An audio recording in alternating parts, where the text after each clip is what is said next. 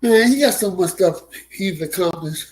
I don't have time to talk to you about it. You can check out the interview later on when you get a chance.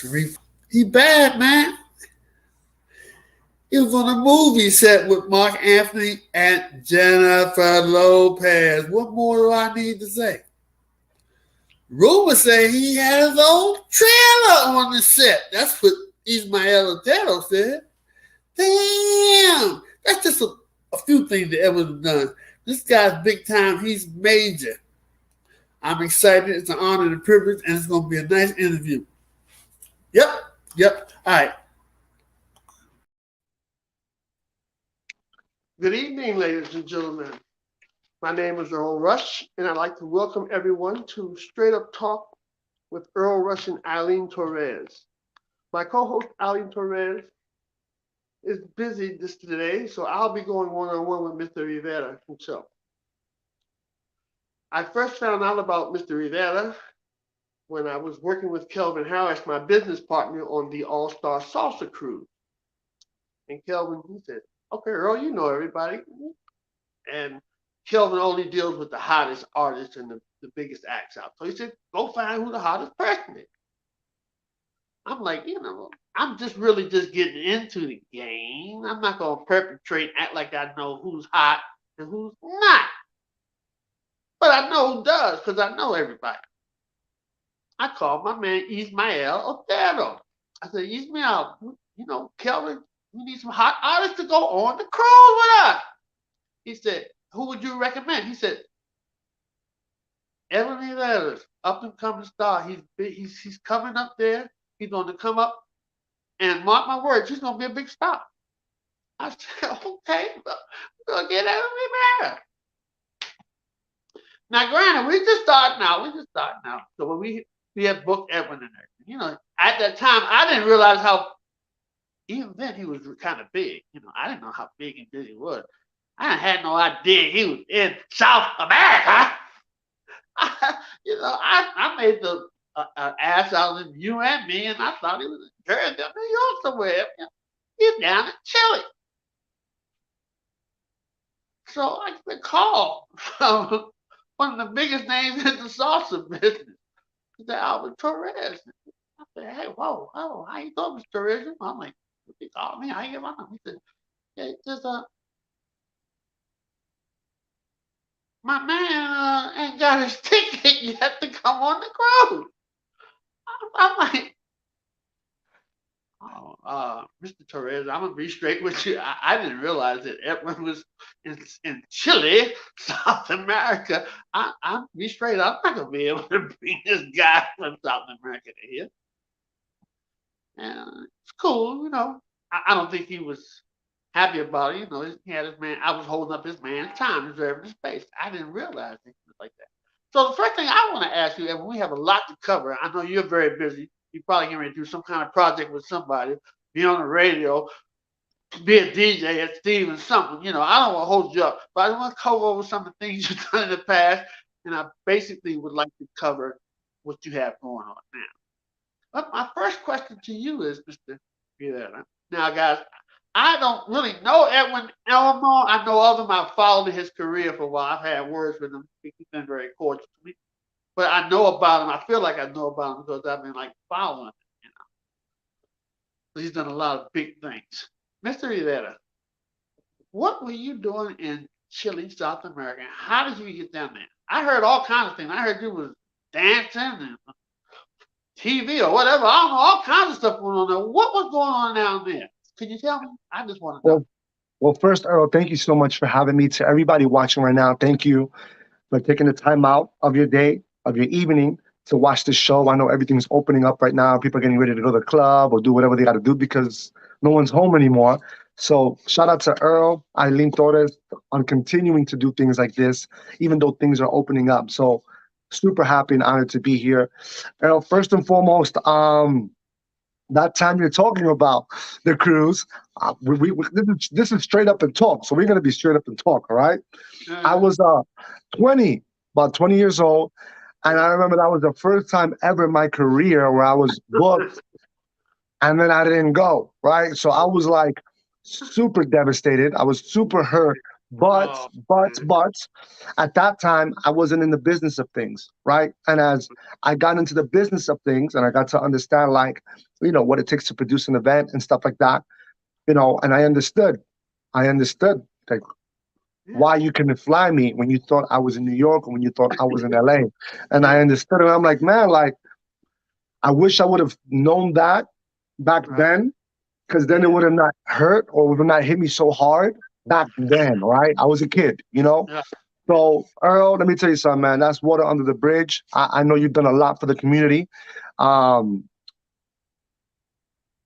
I'm giving you your flowers right now because a lot of people that are in the DMV area, Baltimore, Washington, a lot of great artists are there, up and coming, or have just done such incredible work there. But you were one of the first to bring it out there. So I just want to say thank you. And to Eileen Torres as well. She's known me since I was a kid.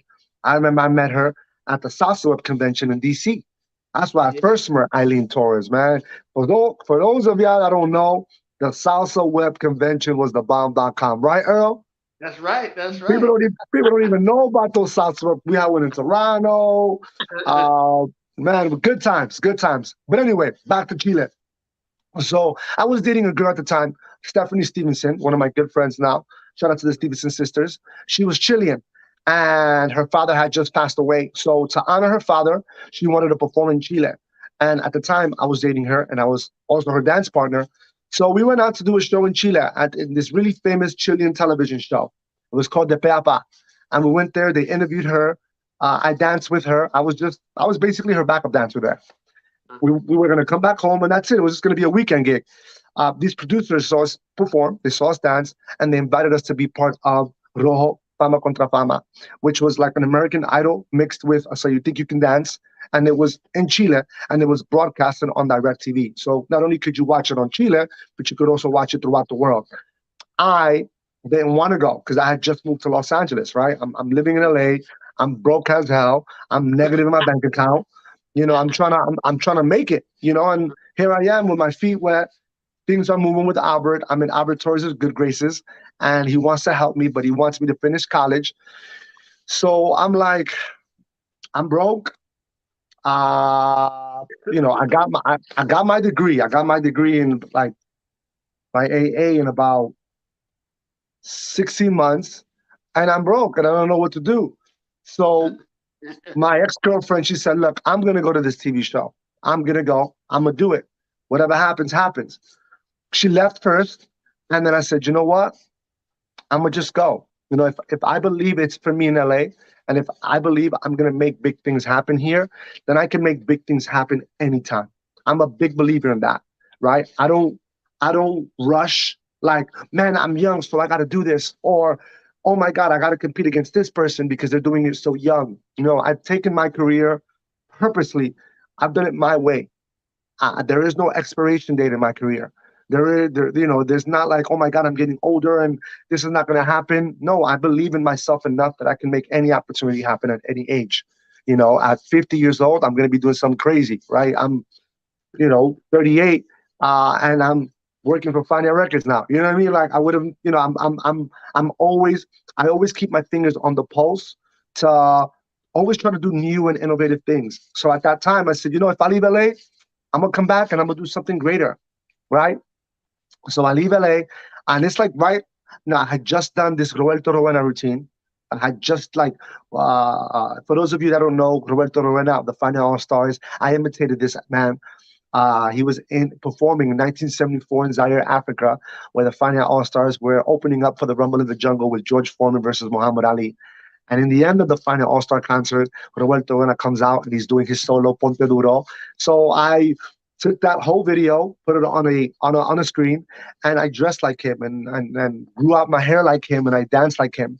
And that routine, like I had just done that routine. So all these festivals were trying to hire me to travel around the world to do that routine, but I chose to go to Chile instead and follow my girlfriend.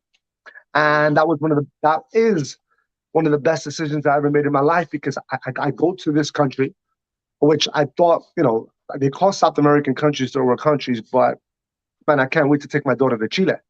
In Right. Chile, I was with my ex-girlfriend there.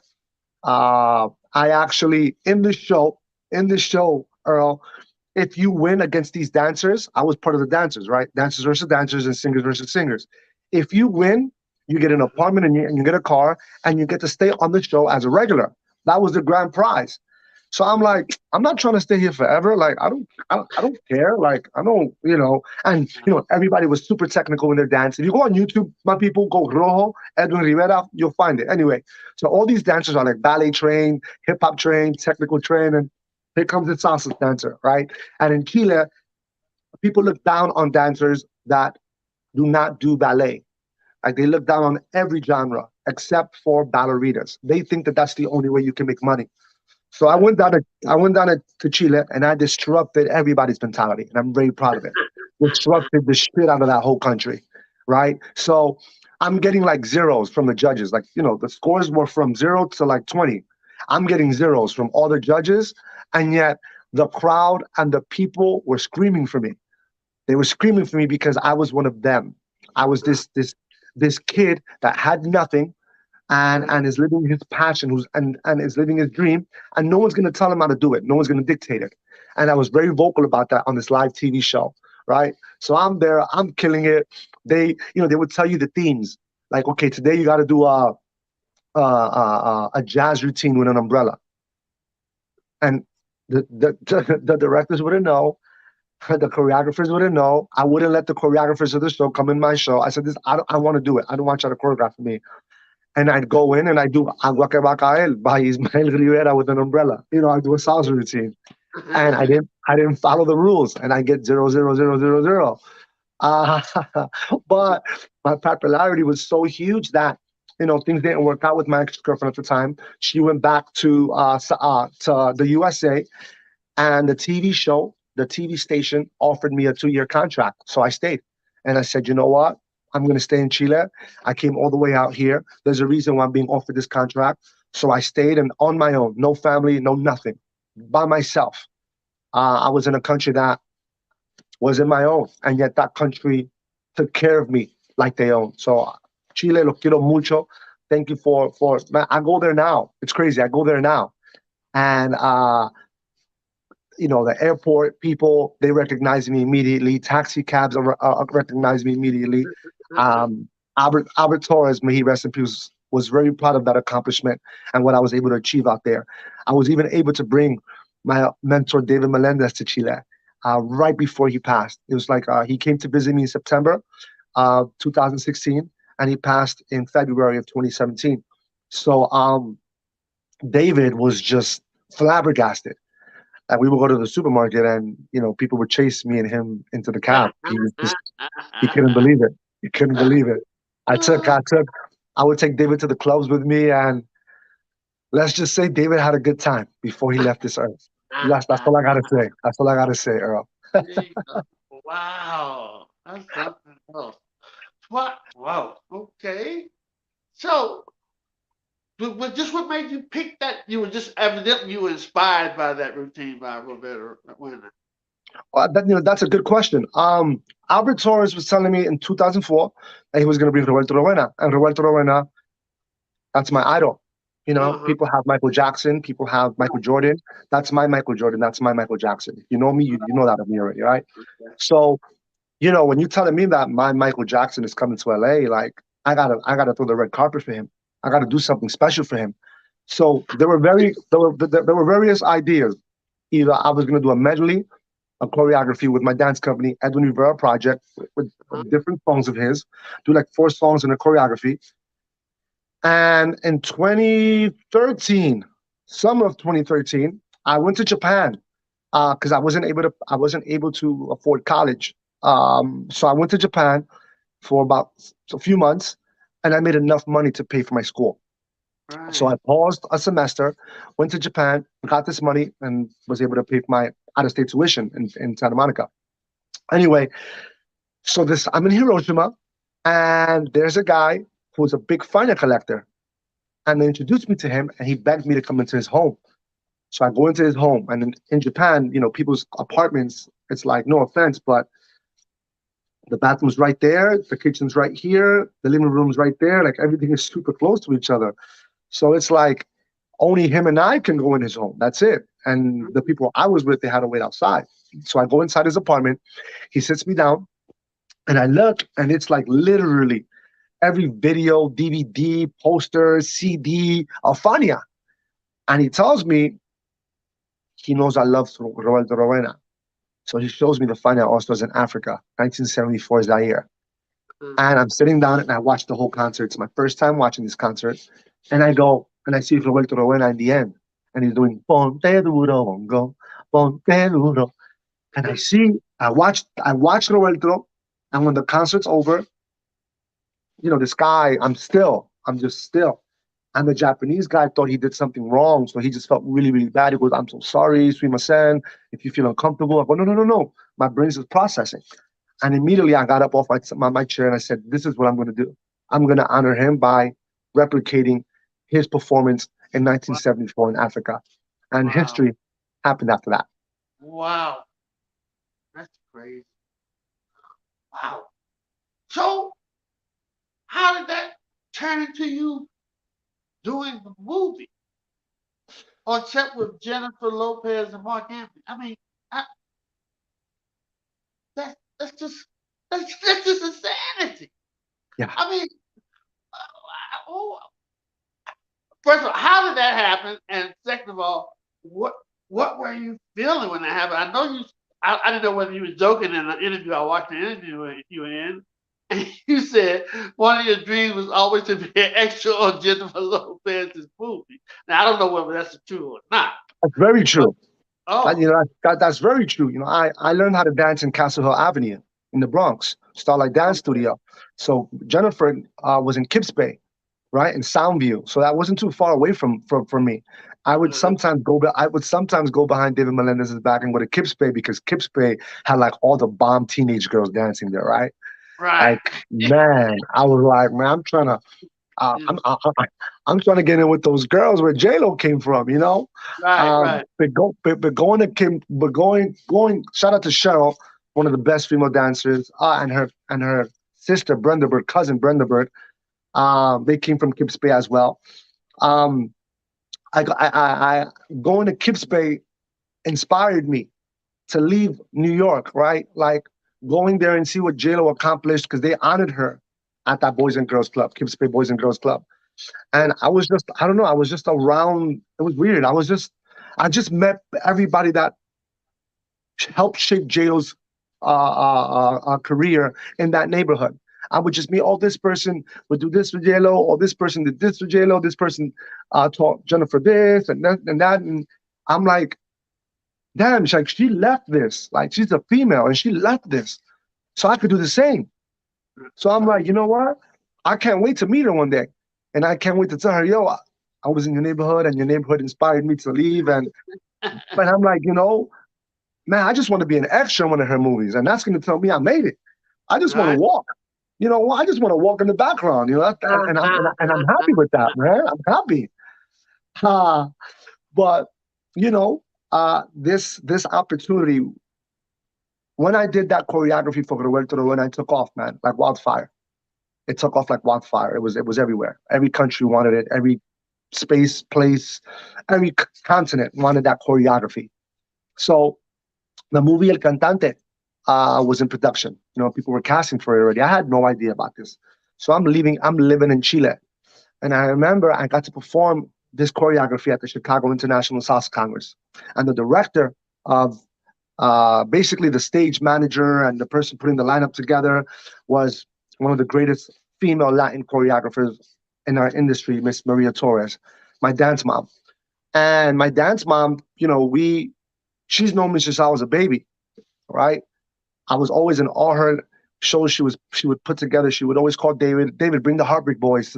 I'm producing something in New Jersey. I'm doing a hustle event here. I'm doing something here. And David would always take the boys. So that's how I knew her. But then, she saw me in Chicago. I'm all grown up doing this Roberto Rowena routine. And she remembered the standing ovation I got. I received that evening in Chicago. Hence, a few years later, she's the choreographer of the movie El Cantante. So the director specifically wanted, um, specifically, and by the way,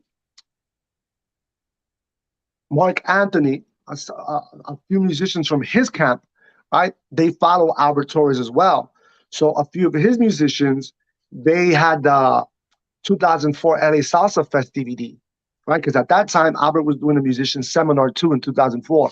So Bobby Allende and those guys, they had like, remember the Festival Congress DVDs? So they're showing it to Mark. And for some reason, the director wanted the scene of Roberto Rowena in the movie. He just wanted Roberto Rowena dancing in the movie. So Maria goes, I know the guy. We don't have to audition for it. Like I know the guy.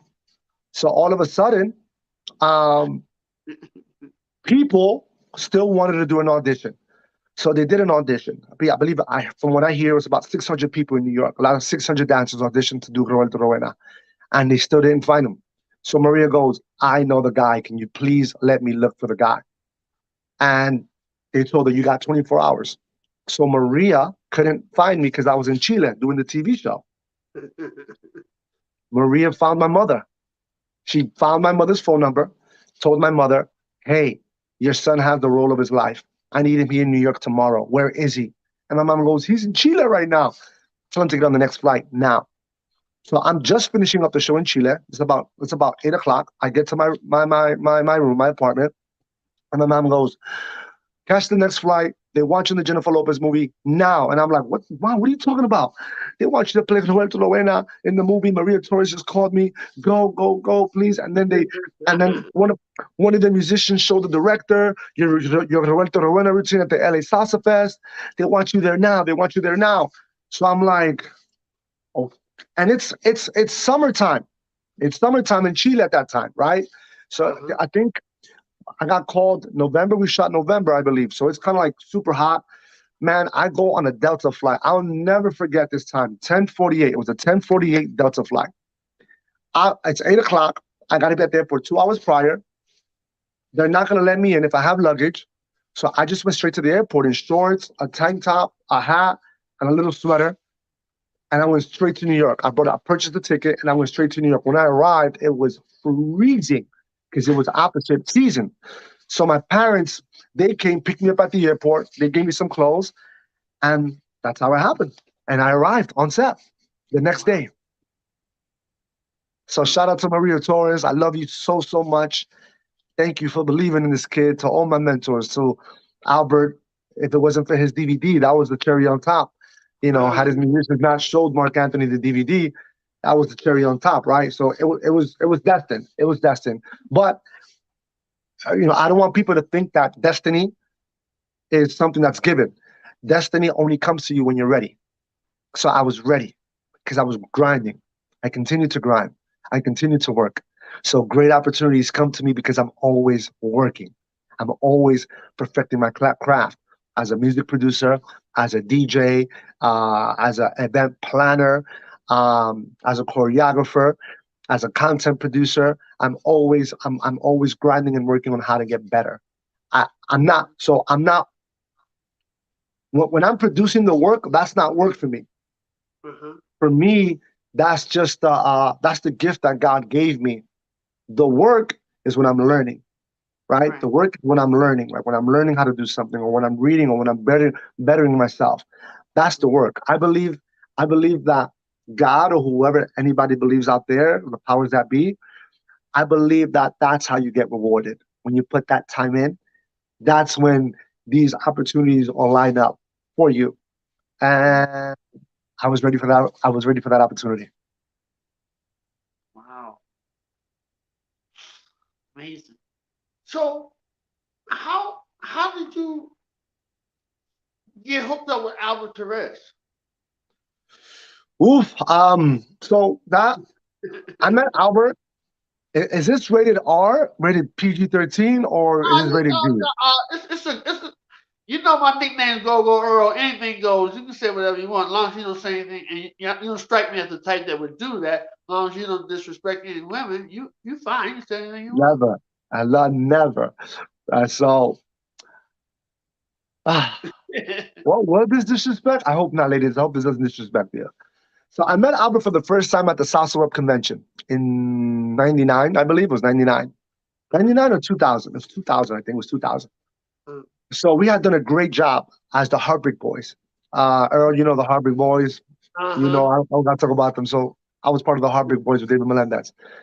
So we got invited to go to the LA Salsa Fest in 2000 from New York, from our performance. We had got a standing ovation. And I was just so excited that I wanted to personally thank Albert. And I ran to Albert. He was with Angel Rodriguez of Razzmatazz sitting in a booth.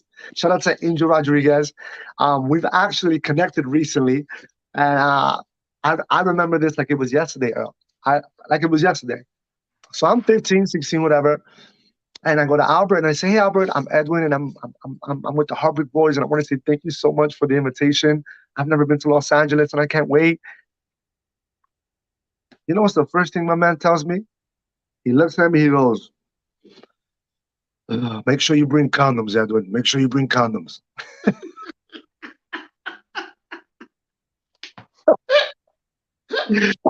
If y'all know Albert Torres, you know Albert's dark joke. Like, he just has these jokes that you're just like, but that's how he would break the ice with you, right? Like if you couldn't handle a joke like that, and if you took it personally, then because this was his home. Right. These festivals, this was his home. This was his living room. So, I always felt like when you speak to him, you're coming into his home. So when you come into somebody's home, they're comfortable with you. They trust you. So Right. I was just like, oh, why? He goes, just do it. So, you know, so I shook his hand. I went to LA. I fell in love with Los Angeles. And this right when I went to LA, right in between, I was like, in Soundview, Kips Bay Boys and Girls Club, and I'll go to LA in May. Like everything is just happening so fast. And I fell in love with it. I fell in love coming into Los Angeles and watching the Vasquez brothers, Sasabor y Caché, Los Rumberos, Salsa Brava, Luis Vasquez. I fell in love with how they transformed the salsa, how they put theater in salsa music, in their choreographies. People don't do that no more, unfortunately. And I fell in love with that. I was like, oh my God, they took salsa Hollywood. Then I got to go to Hollywood, and then I got to I just got to feel like this is where I needed to be. I needed to be in LA. I needed to be here. But I only told David Melendez about it. I didn't tell anybody about it because I didn't think that in this lifetime I was going to be able to afford to leave the Bronx. I thought that after I finished dancing, I was going to go live in a construction job, be like my dad, who I'm so proud of, and there was nothing wrong with that, right? My dad took care of his family. My dad was my icon, my everything. He worked from 6 in the morning to 6 o'clock every day. What what I love you, Papi. It was his birthday yesterday, so happy birthday to my father. Right. So I go to Japan. From LA Salsa Fest, we get invited to go to Japan that same year. The Heartbreak Boys. So we go to Japan, we perform, and Albert Torres comes up to me because I was going to get my GED. Uh-huh. And Albert comes up to me and he says, "There's a rumor that you want to come to Los Angeles." And I said, "Well, it's a rumor because I don't think that's ever going to happen. I can't afford to go there. And one day, in my next lifetime." Right. And he goes, "But I heard you're about to get your GED." And I'm like, "Yeah, I just want to dance, man." He goes, "I'll do you a favor. Graduate high school. Finish your 4 years in high school. Go finish it. And I'll make sure I'll move you to Los Angeles." Wow.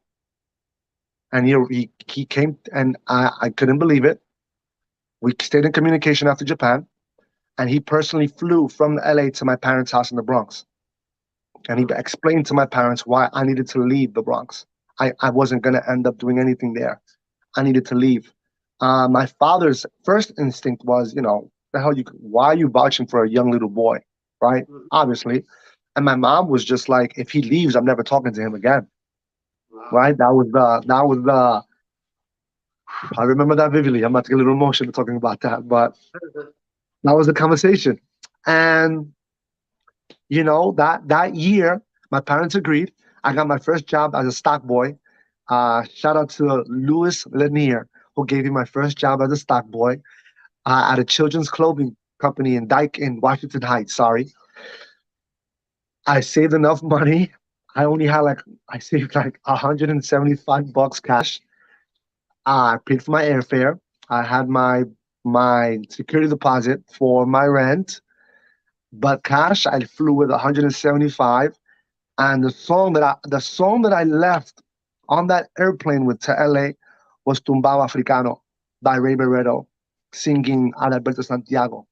And these lyrics were just like so inspirational to me. And there's a part where the song breaks after the afro, and it goes, Yo te lo dije que yo vine a triunfar. Venga mi gente que ahora vamos a gozar. Like, I told you, I'm gonna triumph. Now, people, come with me and let's celebrate together. And these lyrics were so motivational for me as this plane was taking off. This song was playing, and once the plane was in the sky, I was like, okay, I'm ready. I arrived, and Albert was there to pick me up, and the rest was history. But check this out. Ready? So I'm thinking, I arrived to LA. I got the biggest promoter in the world.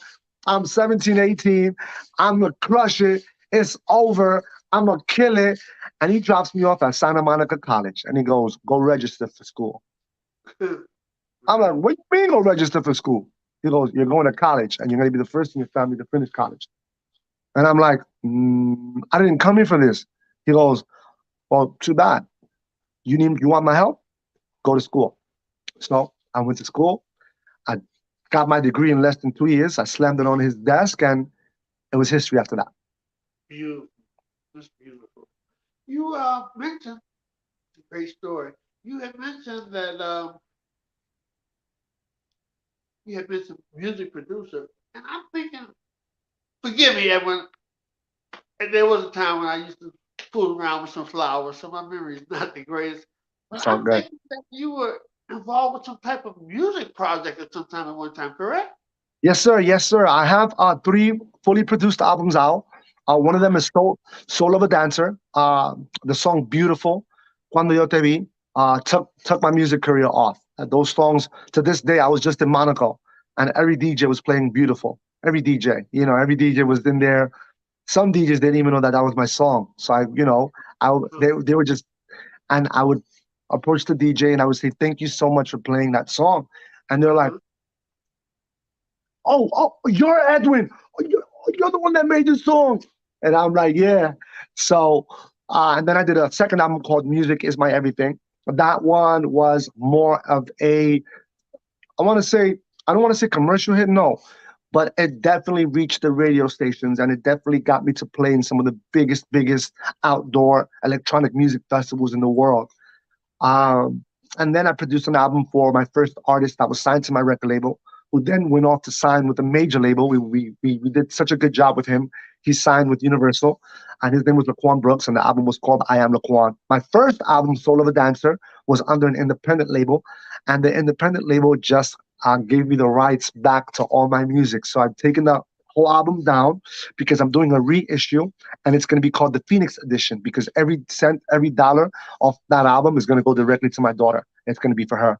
So shout out to Abbott Music for giving me back my masters on that first album. Beautiful. Oh, God. And how is your family, by the by? They're my everything. My wife is my angel on earth. My daughter is my angel from God, and it's the best. It's I always knew I was a hard worker, right? Like I always knew, like, nothing was ever gonna stop me, or nothing was ever gonna get in my way, right? And people thought that when I was gonna have a kid, I was gonna, slow down, or some people brought it to my attention. I'm not assuming that people were thinking this. People brought it to my attention, like, man, now you got a kid, now you got to take, slow down, take things, no, I work differently now, right? Mhm. I know how to say no. Before my child, I didn't know how to say no, right? I did everything and for everybody and all that stuff, but now Right. everything has to matter. If I do something, if I work on a project, if it doesn't benefit my daughter, my wife, I don't do it. That's it. And if anybody takes that personal, I whatever. Okay. So everything is about them. So because of that mentality, it's just been I've just been working on some incredible projects that I would have never dreamed of, Earl. Never. And that's all thanks to my wife and my daughter, Phoenix. You know, Yeah. my daughter saved my life. Literally, she literally saved my life. I went through a tough time, very, very, very tough time. Um, right before she was born. Uh-huh. And when I found out we were having a girl, I got my life back again. And that's why Right. we named her Phoenix, because her dad rose from the ashes. He really Wow. did. Um, and I can't wait till she gets a little older so I can explain to her how she saved her dad's life. Oh wow. That's you know what? I've really enjoyed this interview. And it's been going great too, Edwin. Thank For you. when I don't really know you that well. Like I said, I followed you, but what I did know is that you got. I mean, the people who are in it, who watching this interview, they had no idea. They're probably thinking at the time, "Wow, he's got a lot to talk about." They don't know we haven't even scratched the surface of the things that you've done. So I knew, regardless, I posted on Facebook. I said, "It ain't like he ain't gonna have nothing to talk about." Now, segue from your daughter, your beautiful daughter Phoenix. Am I correct, or were you involved with having the first kids social congress? So David Melendez started it, and Okay, David Melendez passed it on to me. So that's yes, right. it is I'm the tripping. first. I knew that. I knew that. Yeah, I'm tripping. no, it's all good. It's all good. David started it in 2005. 2005. We skipped a few years during that time, like 2 years or something. I moved it to Puerto Rico from Orlando, and we're celebrating our 15th anniversary. 15th anniversary this year in Puerto This Rico. year, right? Yeah. This year, yeah, July 15th to the 18th, we get about 1,000 kids, plus their families and uncles and grandmas, and everybody comes out to that event. And it's just like a festival. It's just like a congress for children and youth and teens. We have theme parties, we have glow parties, we have Disney parties. It's nuts. We have pool parties, and the parents just sit back and relax while I take care of all their 1,000 children in our event. Okay. That's great. That's great. That's a great thing, man. That's a beautiful thing. Because you had help when you were a child, so I guess you wanted to put back into the community. You know? Yeah, absolutely. I feel like I've never really met. Maybe when I get older, it might happen. But I've mentored so many people and so many children. But in terms of like the relationship that I had with Albert and David, right? Right. I'm proud to say that I was probably the only person in this industry that had that relationship with them, father and son, with both of them. So I don't have that relationship with like one specific person, right? Or that tight. I have relationships with many people. And I just Yeah. believe that if these two men, like they just like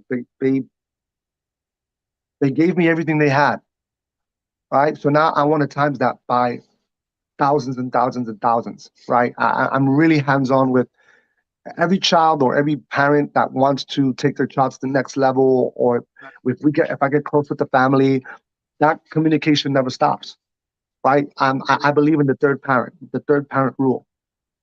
My daughter is not going to look at me or her mother the way she looks at a person she looks up to. Doesn't matter who you are. You could be famous. I mean, you could be an actor. You could be a famous person, but to them, you're dad. You're the annoying father. You're the annoying mom, right? That third parent is the person that puts you straight. I had two third parents, David and Albert, and they set me straight. So I really believe that being a third parent to a lot of these kids, that's super crucial. That's super important, and it alleviates a lot of what parents are really trying to do for their child. I'll step in and I go, let me talk to them about this. It'll get through to them. You don't have to feel bad or insecure or ask yourself, well, how come they don't listen to me? I'm going to go through the same thing. Phoenix is not going to listen to me because I'm her father, There you right? go. That's just There you it. That's how it is. That's just the way the game works. So that's what I want to do. That's what I want to do for all these kids around the world, all these youths. I want to really help that, man. Like Okay. this year for the Kids Congress, right? We released the promo back in January, February. and we're almost sold out with the hotel already. And a lot of the people that are registering, the directors, they were kids at my festival. So Wow. it's just on. I I see their names and I reach out to them to confirm that everything is booked, and they're like, you don't know me, but I used to dance with so and so, and your Uh, Congress changed my life 8 years ago. Your festival changed my life 7 years ago. wow. You're the reason why I opened up a dance studio. We look for it, one day I said that I'm gonna open up a dance studio and we're gonna perform on your stage. And look, we're doing it now. That's what it's all about, Earl. All of that. Yeah. Nothing that I've accomplished in terms of whatever people think is cool, J Lo, whatever, music, whatever. None of that matters. None of that matters to me more than changing someone's life that way. Like I'll die happy knowing that I did that much good, that I'm actually molding and shaping people into doing more positive. That's what it's all about. Everything else will just fall into place, right? That's my why for living. That is my why for living. You know, a lot of people, right, that don't know me, they see this artist and they see all the beautiful artistic things that I'm doing. But everybody, ladies and gentlemen, I'm going to be honest with you guys. That's God just blessing me from. But what I'm really, really, really, really doing is just how can I shape your life today? How can I help you? How can I produce something that's going to make someone's life better? That's my grind. That's what I work on. And a lot of these projects that come to me, I get to make them work with what I'm trying to do for the world, right? That's what I want to do. So yeah, man, that's it. I want to give a shout out to a clave out to Tanya Smith, my girl from Washington D.C. She's a big Hi, time promoter. Tanya. She's giving you some love, Edwin. I Thank talked to you her so earlier much. today. She said, she's very busy. Her schedule is hectic. But I talked to her and she said, I might try to listen in to Edwin. He interests me. He seems to be very interesting. I said, yeah, this guy, he's done a lot of stuff. So shout out Kave out to Tanya Smith, my girl. Thank She you got a so big much, event. Tanya. Thank you. She's got a big event coming up this weekend with Salsa Now over in Baltimore. Oh, But one thing good luck, about you, good luck, Edwin, good luck.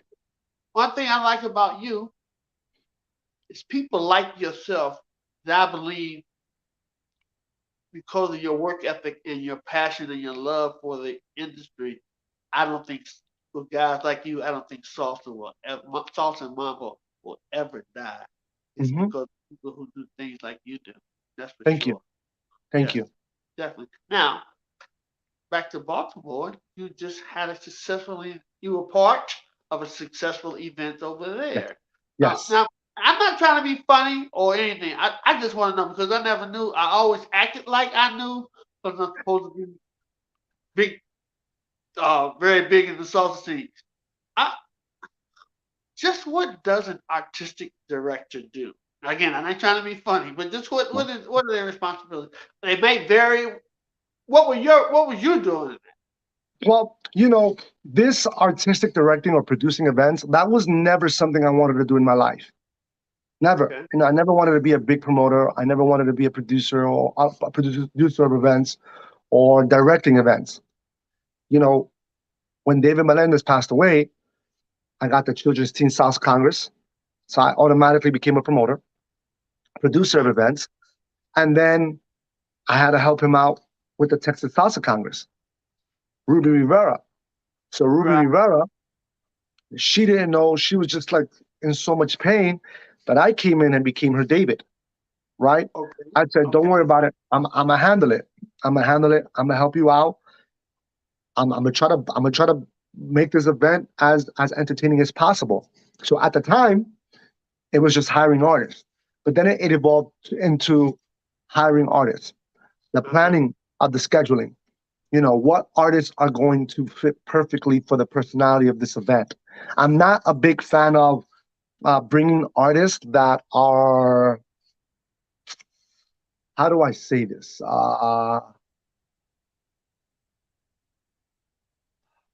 For me, it's all about how you're going to make that attending feel when the event finishes. That's what Right. it's all about. You know what I'm saying? Uh-huh. So I'm not knocking anybody that like, I don't want to get into that. I just love artists. I just love artists that are really about the people and really go out of their way to make sure that every attendee has a great time, right? It's not about the show for me. Workshops are cool, but for me, it's just the interactions, man, that people, because, this Congress life that a lot of people live on a consistent basis and are able to pay their rent, not most, but some are able to pay their rent. This is it's like working in heaven, man. I think, Uh-huh. if you're able to make a living off of this, then I do believe that you've got to be super grateful to be in that moment. I don't, yeah, you might be physically tired, but like spiritually, your spirit should never be tired when you're part of these events. So my job is to make sure that I get these artists that are like super excited to be there, super happy to be there, and make sure that all of our attendees have a great time. Now, from there, from the Texas Salsa Congress, it was growing so much that everybody was like, "Yo, Edwin's an artistic director. Like Edwin is helping Ruby with this event." So Moshe Rosier of the Aventura Dance Crews approached me in San Francisco. Um, and then from there, I became the artistic director of that event. They were only a couple hundred people on a ship. And then we helped take that thing to a full ship in a matter of 4 years. And then two full ships in the country, in Los Angeles and New York. I resigned back in 2018, but that was an amazing experience in my life. And while working in Aventura Dance Crews as the artistic director, bringing the artists, planning the entertainment schedule, getting the DJs, getting the musicians. That's my job. Is to Okay. bring is to bring those wheels that's gonna make your machine run incredibly well. Now, there are events where organizers they want to obviously have the input on the artists that they bring, Right. and I'm a big team player, right?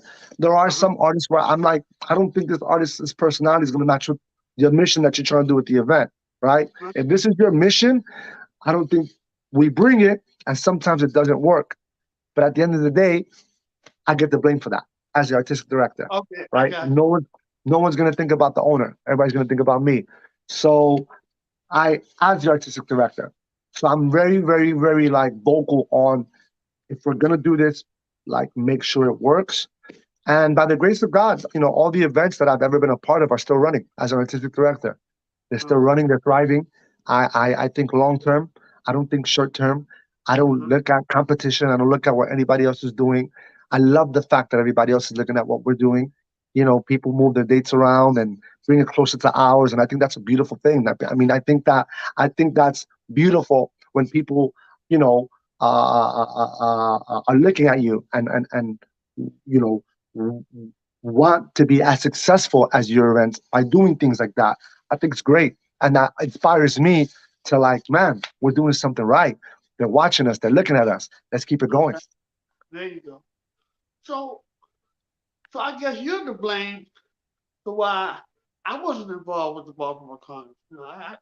I'm not a big superstar like you, but I have a little clout from DC. I could have probably brought about 60, 70 more people if you had involved me in that, you know? It's all a phone call, Earl.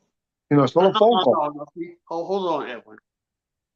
I hear you. Let's move on. I'm not gonna call nobody and ask them to bring me. If No, somebody wants to no, bring no, you, no, no, no, no, no, no, they no. will. No. So I'm gonna be very transparent with you. So as an artistic director, Earl, Uh-huh. um, out of sight, out of mind. I'm gonna be very transparent. So I got if I don't see Earl, if I don't talk to Earl, Earl's not gonna be on my mind. That's just how it well, is, right? So well, with certain artists, like there are artists who reach out and say, "Hey, how can I be a part of it?" And I love that. And I'm like, right. "Oh man, I didn't know you're available. Let's make Uh-huh. it work. Let's make it, because there's nothing we got to take ego out on this, right? Like we got to take it out. Like if I see something I want to be a part of, I don't care what I've done in my past, Earl. I'm gonna pick up Uh-huh. that phone and I go, "Hey, it's Yeah. Edwin. How can I help?" And Uh-huh. these projects or these organizers are like, "Oh man, We didn't know you would be available. Let's work. I'm all about that. So Earl, if you're available, I'm letting you know right now, right now, in front of everybody. I would Funny. love to have you be part of not the Hey, Baltimore Salsa Bachata Congress, because that's over. It's right, done. It is right. now called the World Dance Festival. So I would love for you to be part of the World Dance Hey, Festival. Edwin. To be honest with you, I was actually trying to be funny. Oh man, Hey, I'm come on, not. Earl, you Look, got me. you now you talking about like you guys are talking about like Congress.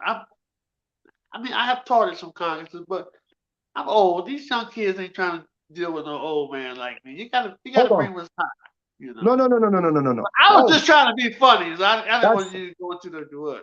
that's beautiful. You said that because I just had a conversation with a legend, right? And I hired them for an event, and they told me I can't compete with these kids. Like, just hire somebody else because I don't want to take their spot. And I said, I'm not hiring you because of your show. I'm not hiring you because of your workshop. I'm hiring you because I need people to not make the same mistakes they did. You did. I need you to show these kids the light, the way. Because when you were coming up, no one had you. You didn't have anybody. Like if you really think about it, like when the Ismael Orteros and the Francisco Vasquez's and these big names, right, from all over the country, who were their mentors? They didn't have no mentors because they were the pioneers of this, right? So I tell this person, I said, these kids, they need your knowledge, man. They need to hear your story. They need your presence. And I think that's something you offer big time, Earl, because you were here when this thing exploded, right? You were here from the very beginning. So Yeah. absolutely, I would love to have that knowledge spread amongst the young kids, man. And out And I'm not, out hey, and by the way, I'm not bullshitting you. So anybody watching, I'm not bullshitting. I'm speaking the truth right now, right, right? You're humble enough to say, well, I'm old, nobody wants to learn, man. It's all about this. right. It's all about this right now. Let's move on. I was just joking because you know me. If I want to teach at a conference or an event, I would probably have my own where I could do whatever I want to. I Yep, don't. I'm like James Brown in that aspect. I don't want nobody to give me nothing. Just open up the door. I get it myself. I got So you. I got let's you. get off of that. Let's get off of that. I was just joking, and it was a poor attempt at a joke, and it took the air out of the interview. Let's get back to the positive No shit. way. No, Earl. It's a good thing you mentioned it because I'm letting you know right now. I hope to Mhm. have you at the World Dance Festival. I really do. I'm sending that invitation out to you and we'll talk about it. I really want you to be part of it because there should be no reason why I'm next in your town and you're not next to me at that event, Earl. Absolutely. I think it was a positive thing. Well, thank you for the kind word, Edwin. I Uh, appreciate it. Let's Absolutely. let's move on and talk about what's going on now. Just tell me about this. Tell me about the artists that are involved in the Fania project you're working on. Tell me the name of the project, the artists involved. I saw you interviewing somebody else, and I said that Edwin is every daggone with. Tell me what's going on with Fania right now. And you're Well, teaching, of course, you taught 10 classes with them. yeah. Can you break down to people who are listening what's going on? So, for those of you that don't know who Fania Music, Fania Records, or the Fania All Stars are, these were the creators of salsa music, founded by Johnny Pacheco and Jerry Masucci. The best musicians, the best bagon player, the best percussionists, the best singers all formed one super group called the Fania All Stars. And this record label exists till today. And I just want to just say thank you to the Fania family for including me in their family. A special thank you to Ismael Miranda and Ismael Miranda Jr. That relationship between me and Fania started years ago. A lot of people didn't know this. I never talk about my relationships that I have with specific people until if something comes out of it, whatever. But my relationship, I really genuinely love and care about people. Period. So the label from the previous owners, I was sold to uh, to the new owners that are today. And this label that purchased Fania They purchase catalogs. That's what they do, right? That's what they do. Concord Music Group. They purchase and they took over Fania, but they kept the vice president, the president, directors of marketing. They kept certain people I had relationships there with, and I was given, we again stayed in communication, and these people reached out to me and said, hey, we wanna start doing more things with Fania music and dancers. We want to start a course. We want to do dance classes. How about you start it with your wife, and then we'll do something else, and we'll see how that goes. So we started with that course. It was called "We Love to See You Dance," and we taught people how to dance salsa, New York style. I know in New York they call it Mambo on two, but Mambo on two commercially, they weren't gonna understand that, and I want to make that clear. If you tell somebody that wants to break into salsa or wants to learn how to dance Latin music, saying Mambo on two, obviously we want to keep it as authentic as possible. But saying Mambo on two wasn't going to be attractive enough for people, for everybody, which is why Johnny Pacheco and Jerry Masucci, they didn't call it Mambo, right? They knew Mambo was the base, rumba, danzón, song, cha cha cha. How are you going to sell all these different names to the commercial world? They had to bring it together and call it salsa. And so that was kind of the mentality. We're going to reinvent this thing, and we're going to keep it as salsa. We're still going to say salsa New York style. And it was a huge hit. Thank God. We shot 10 episodes with my wife, Erica Rivera, Salcio Rivera. It was such a beautiful experience working for this project with Fania Records. Thank you so much again for the opportunity. And it was a hit. And the next project was, I never keep everything for myself, Earl. I'm not selfish like that. I was like, okay, now how can I spread the love? How can we spread the love? And I sat back with the vice president and we spoke, and we came up with this incredible idea called Salsa Around the World, where we were going to feature prominent dancers, future dancers representing the country, dancing to Fania's music. And I was able to pick 15 of the best couples in the world. Wow. Which was, again, it was all what artist was going to fit perfect for this project. Which artist was going to fit perfect for this project. I really wanted to include like people that paved the wave.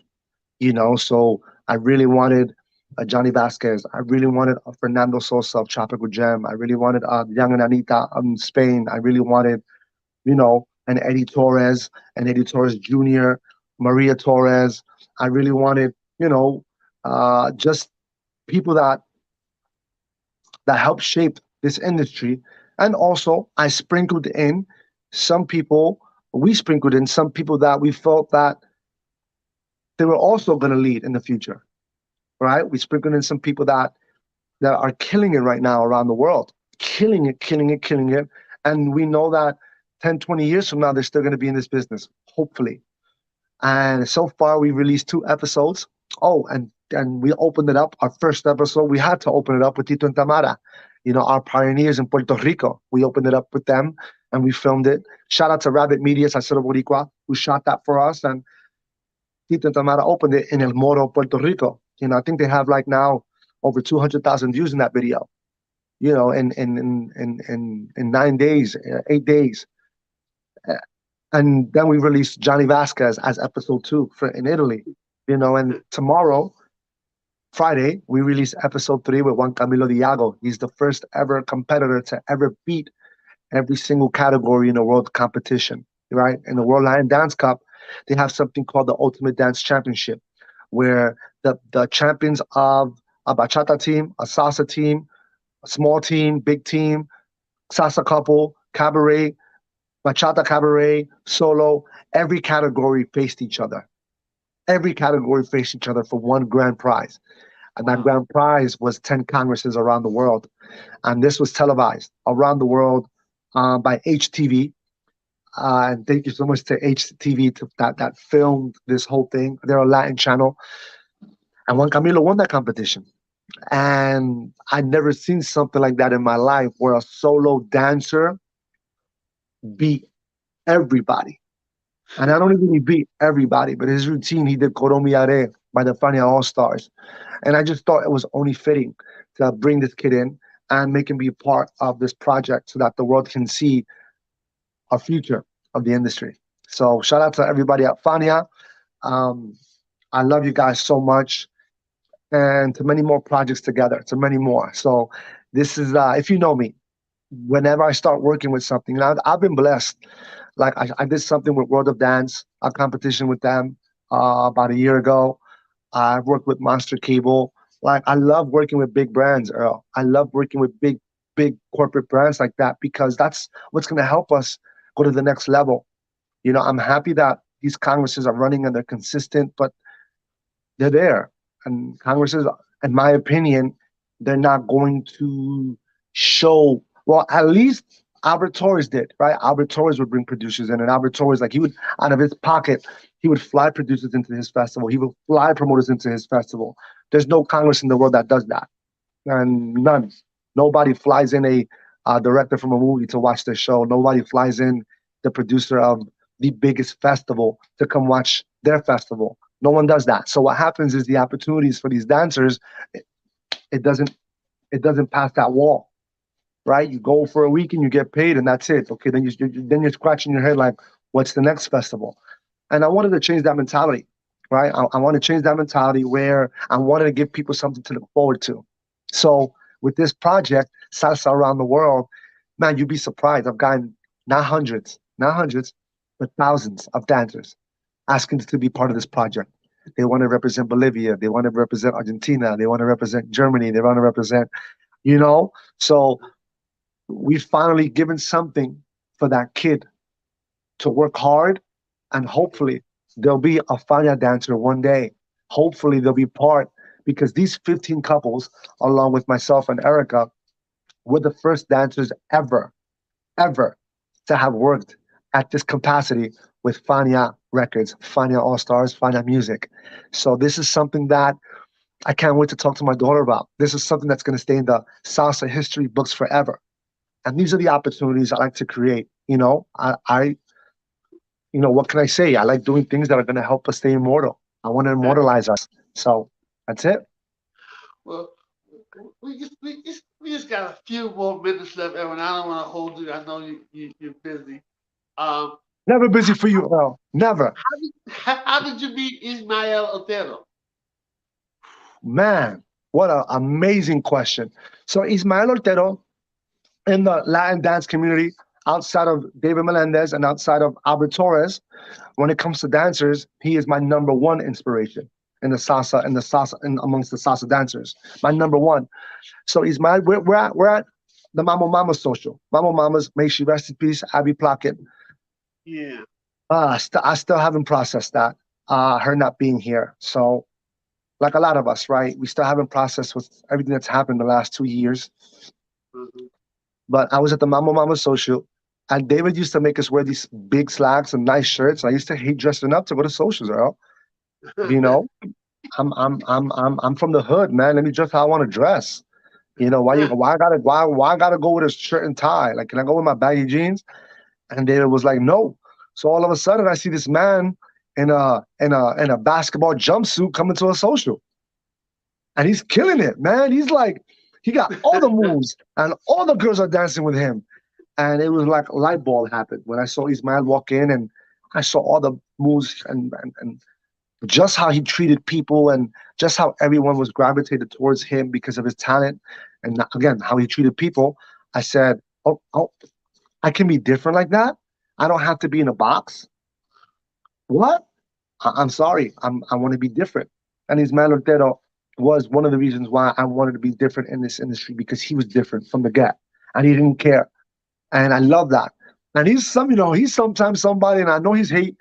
And he wasn't the person I was talking about in the beginning of this conversation, but I know he's gonna hate that I'm gonna say this, but he's also a person that I talk to about, like, bro, like no one has your knowledge. Like, no one has your knowledge. I mean, look at the people that came out of Ismael, Alex and Desiree. I'm sorry, but if there wasn't somebody like Isabel Ortero, there wouldn't be Alex and Desiree, right? Right. The Right. Grisel Ponce. Like a lot of people came out, Shani Tamor. A lot of people came out of this man or were under him. And these people, they've taken over the world, man. And I believe like you gotta sit back. You this is how I feel. That's your success already. You know, whether or not anybody's making more money than you, or whether anybody has more followers than you. Like if your students have, if that doesn't matter.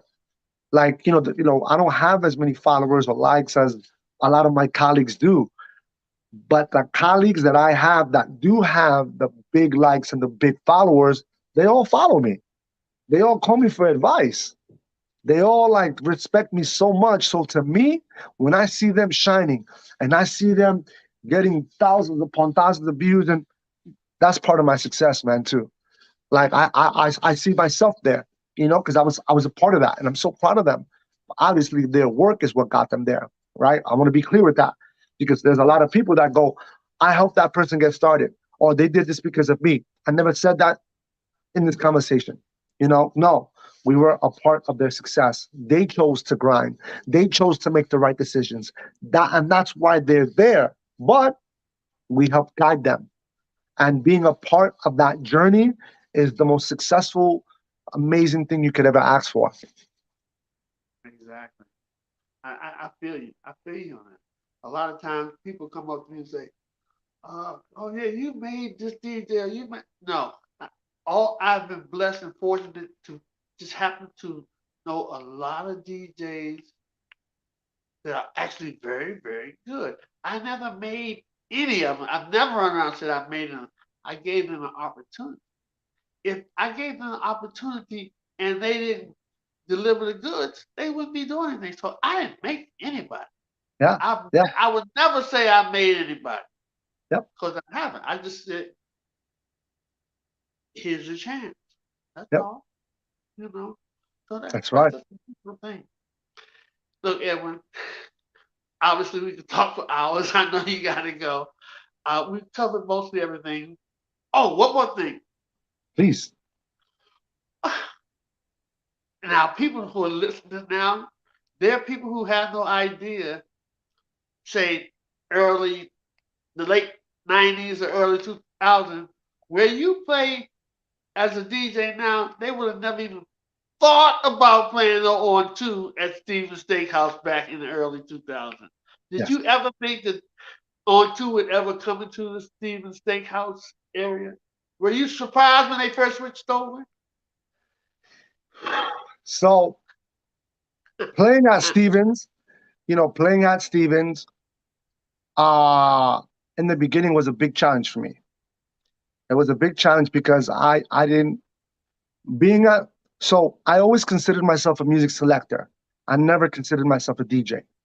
And there's a Okay. difference, right? A music selector, I'm gonna play what I want to play for you, and I'm gonna educate you with my set, right? That's what I used to be, right? Uh, When I came to Stevens, they wanted to hear Llorarás every time I was there. They wanted to hear, you know, Tu con él by Frankie Ruiz every time I was there, every time, right? So it was a challenge in the beginning, but what I learned was, I'm going to give them what they want, and I'm also going to educate them with new music. And I'm also going to bring something extra, and I'm also going to bring something cool. Shout out to the ownership of Steven Steakhouse for giving me my residency there. And that happened because I no longer want to travel the way I used to unless it's beneficial for my family. I declined many festivals this year unless it's beneficial to my family. I'm not going to a Congress anymore, and I'm not knocking anybody who does this. But I'm already in a place in my career where I think I can do more than just make my living off of a Congress, right? So if there's an opportunity, I'm getting hired for a Congress, what's going to happen after that event? If there's nothing that's going to happen after the event, or if they're not able to fly my family, or if we're not talking about the future, I'm gonna decline it because I'd rather be home with my daughter. Those I miss my daughter's first words. I miss my daughter's first solid food. I miss her first step. When I was working, I was traveling, and I thought that was going to be a norm, Earl. I thought that was going to be a norm. Like, I'm gonna miss a lot of the big moments in her life, but daddy's making great money when he's traveling. But then, COVID-19 happened, and I got to spend this time with my wife and my daughter. Oh my God, I think about it, and I could just write a book. This just love that I never felt before amongst just it was just us three getting through this together, obviously with our circle, and I got super so much closer to my family because of that situation that I have no desire to get on a plane on a consistent basis like the way I used to. So Steven Steakhouse, they've been trying to get me to there for a while, but the condition was, you can't travel as much because how are we going to build your nights if you're always gone, right? And I agreed. I said, hey man, I'm in a different place right now. I'm ready to go. Let's do this. So man, it's our Saturday nights is ridiculous, man. It's beautiful. Like I managed to bring out the Puerto Rican community there, so a lot of Puerto Ricans are in Stevens now that wouldn't normally show up there. And and I'm gonna be 100. None of the people on that Saturday night knew who I was before I got there. Maybe a few, but nobody knew who I was, right? So I brought the New York flavor, Puerto Rican flavor. I didn't dismiss what they were listening to on the Saturdays there, but now it's a whole different vibe, and it's super super super beautiful. Their Wednesday nights was primarily only bachata. It was only bachata on Wednesday. That's it. And now we're building their salsa again on Wednesdays there. So that's slowly but surely. I'm just happy that I'm being given the opportunity to not only play there, but every morning wake up with my daughter and play toys with her. That's our jam. We wake up in the mornings and it's playtime. We wake up and I'm either my wife is making breakfast or she's making breakfast. To be present in my daughter's life because my daughter doesn't care that her father was traveling all over the world as a world famous DJ or choreographer, producer. My daughter, if I kept doing that, was gonna go, why weren't you there for me? And I don't want that. So if I am gonna travel, if I am gonna go somewhere, we did it together. That's it. That's beautiful. That's a great. That's beautiful, man. You Thank know, you, Earl. I try to portray this hard image. I'm almost in tears at the end of it because the thing is, I'm a people person. I read people very quickly.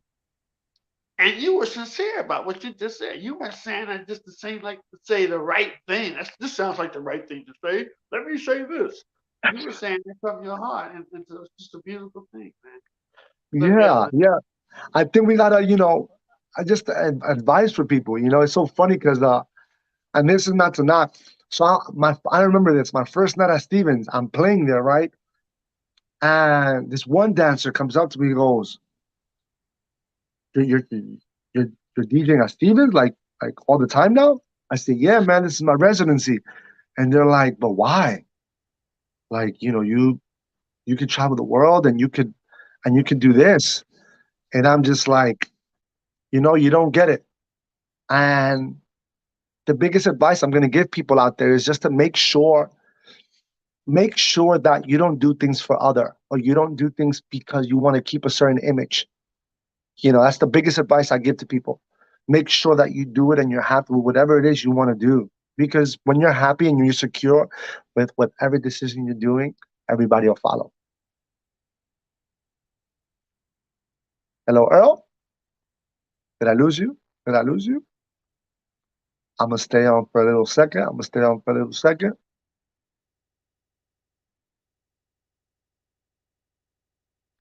Hello, Earl? All right, y'all. I'm going to come back. I think we lost Earl. I think we lost Earl. I'm going to come back in 1 second.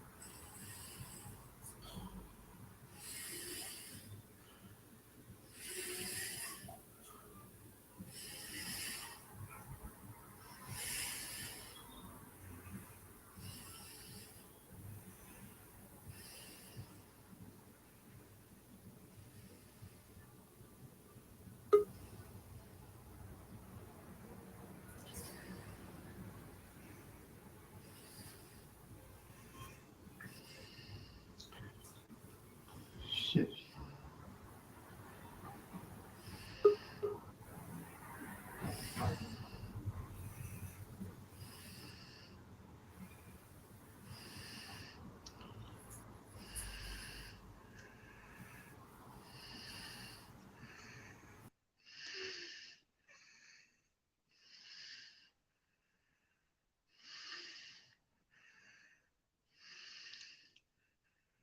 Edwin. We good?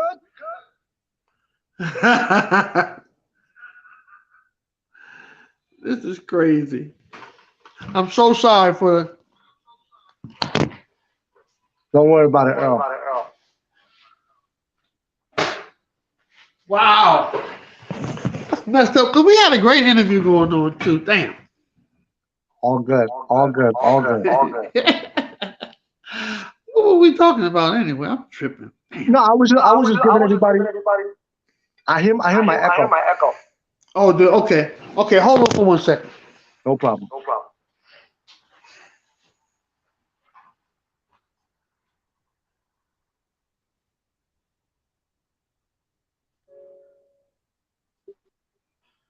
Bye, mi gente. Hope you guys are good out there.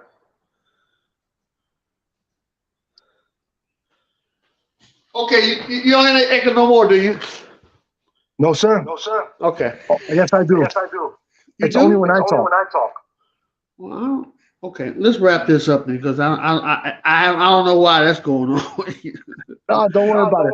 I was just telling people, to live their life for them. Don't worry about having this image for others.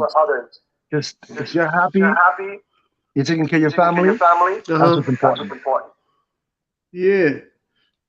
Oh, DJ Dollar was in the house. DJ Dola. You're right too late, but we love you. Cool. All right, Edwin. So, can you give us a little spoiler on what you got coming up next? You always got something going on. I can't do that. You don't want to jinx it until it happens, right? That's it. I let the work speak for itself. I love just dropping stuff and not talking about like what I'm about to do or stuff like that. So, but the next thing that I'm working on, it's definitely going to be life changing for my family. Or not? Yeah. Okay. All right. There you go. Well, when it happens, it happens. And why I got to be asking people some spoilers? Why not just relax and be patient and wait to see what's going on? Edwin, it was a fantastic talking to you. Thank you, Earl. It worked out just like I thought it was. You were busy the other night on Saturday in Baltimore, so I know you didn't have time to be fooling around with me, but it was great to see you anyway. I appreciate you for coming on to my little show, and I hope to look forward to talking to you again. Can't wait. Have a good evening, Edwin. Thank you, everybody. Thank you so much. All right. Bye-bye.